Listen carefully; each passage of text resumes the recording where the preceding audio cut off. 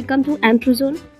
আবার আমরা নিয়ে এসেছি আরেকটা কোয়েশ্চেন অ্যান্সার সিরিজ, যেখানে প্রথমে কুইজের অ্যান্সারটা দিয়ে নেবো। এটা আগের দিনের quiz. Segmental lineage system is the characteristic feature of, চারটে অপশন, বেদুইন সোসাইটি, টোডা সোসাইটি, টিভ সোসাইটি, অশান্তি সোসাইটি। চারটে অপশনের মধ্যে কারেক্ট অ্যান্সার হবে হলো টিভ, সি হচ্ছে correct answer.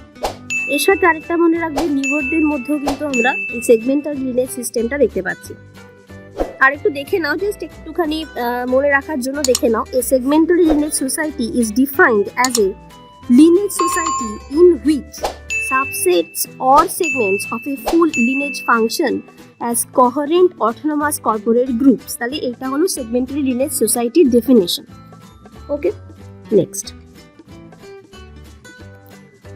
Thalassostatic terraces are formed. এই টেরেসগুলো কোথায় দেখতে পাওয়া যায়? At the meanders of the rivers, inside the caves, at the end of the glacier, at the mouth of the river. Thalassostatic terraces দেখতে পাওয়া যায় at the mouth of the river. B হলো correct answer. Okay, next. Who defined culture as man-made part of environment? কালচারকে কে মানুষের তৈরি এনভায়রনমেন্টের একটা অংশ বলে উল্লেখ করেছেন? চারটে option, B Malinowski, M G Herskovits, E B Tylor, R H Lowie. Correct answer হবে হচ্ছে টাইলার, সি হলো কারেক্ট অ্যান্সার। নেক্সট, 3 নম্বরে যেটা, এটা আমরা কোনো কোয়েশ্চেন অ্যান্সার রাখিনি, এটা জাস্ট জিন্সবার্গের কন্ট্রিবিউশন। জিন্সবার্গের দুটো ডেফিনেশন এখানে দেওয়া হয়েছে, এগুলো দেখবে, মনে রাখলে তোমাদের সুবিধা হবে। এই রিলেটেড কোয়েশ্চেন আসলে তোমরা অ্যাটেন্ড করতে পারবে। According to Maurice Ginsburg, a society is a collection of individuals united by certain relations or modes of behavior which mark them off from others who do not enter into these relations or who differ from them in behavior. এটা হলো জিন্সবার্গের সোসাইটির definition.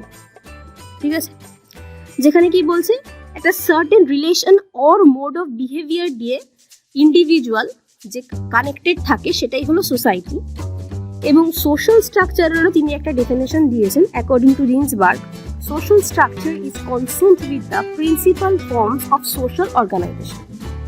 That is, মানে কোন কোন ধরনের social organisation নিয়ে গঠিত একটা সোশ্যাল স্ট্রাকচার। দেখো, types of groups, associations, institutions and the complex of those which constitute societies. তাহলে এই দুটো হলো জিন্সবার্গের definition of society and social structure. এটা আমরা একটু নতুন ট্রাই করলাম। ঠিক আছে, next. 4 number, the bush babies who live in many African forest are. Bush baby কাদের বলা হয়?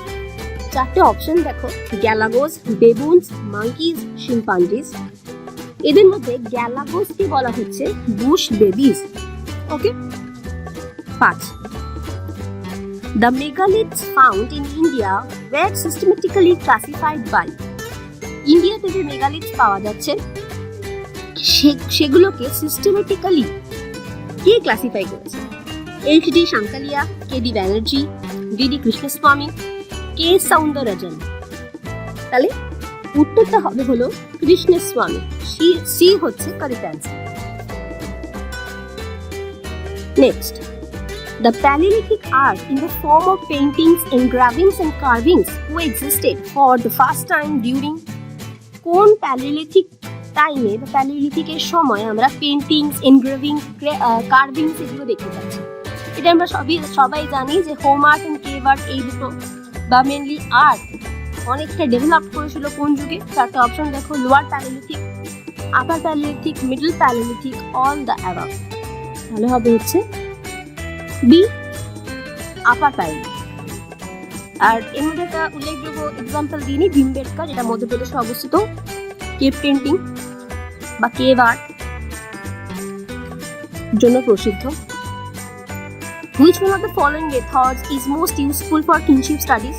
Kinship, blood related বা consanguineal, conjugal, এই যে রিলেশনগুলো, আত্মীয় বা বাই ম্যারেজ দ্বারা যে সমস্ত আত্মীয়তা তৈরি হচ্ছে সেগুলোকে বলা হয় কিন।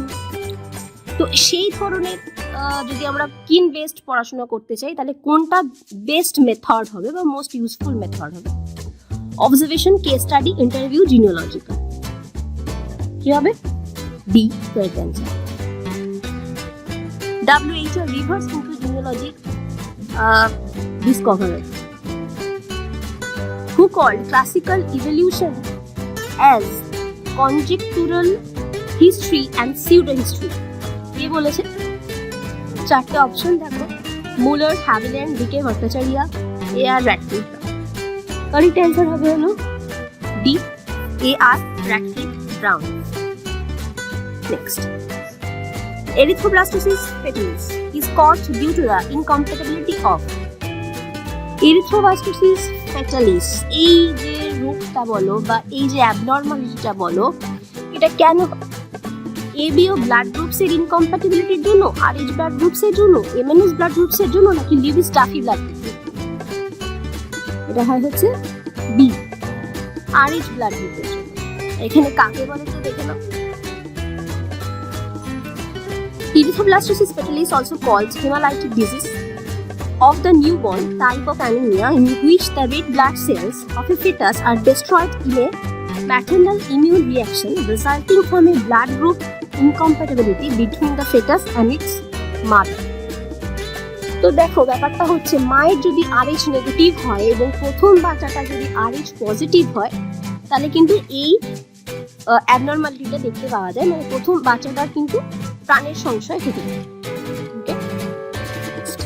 In which tribe marriage by provision is observe. এই চারটে অপশনের মধ্যে কোন ধরনের ট্রাইবদের মধ্যে আমরা ম্যারেজ বাই প্রভিশনটা দেখতে পাচ্ছি?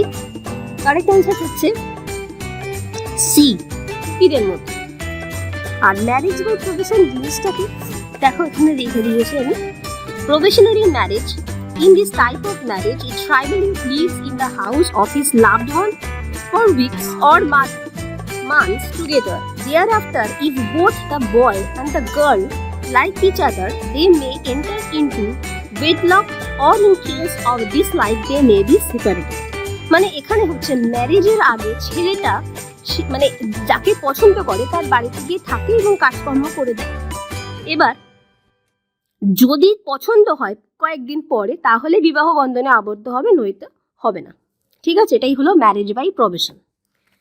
Next, habitual striding bipeds are. এই চারটে অপশনের মধ্যে কাদের আমরা হ্যাবিচুয়াল স্ট্রাইডিং বাইপেডস বলবো? Chimpanzees, gorillas, humans, gibbons. Right answer হচ্ছে সি, হিউম্যান হলো হ্যাবিচুয়াল স্ট্রাইডিং বাইপেডস। এবার এই জিনিসটা কি? স্ট্রাইডিং বাইপেডালিজম কি জিনিস? Striding bipedalism involves full extension of the hip and knee joints in support leg during stance phase. ঠিক আছে, ওকে। এরপর দেখো কুইজটা রয়েছে। Karst geomorphology is associated with the study of, চারটে option, moraine deposits, sea level changes, cave sediments, terraces. অপশনের মানে কোন অপশনটা কারেক্ট হবে কমেন্টে জানাবে, লাইক করবে, শেয়ার করবে অ্যান্ড সাবস্ক্রাইব করো। Thanks for watching.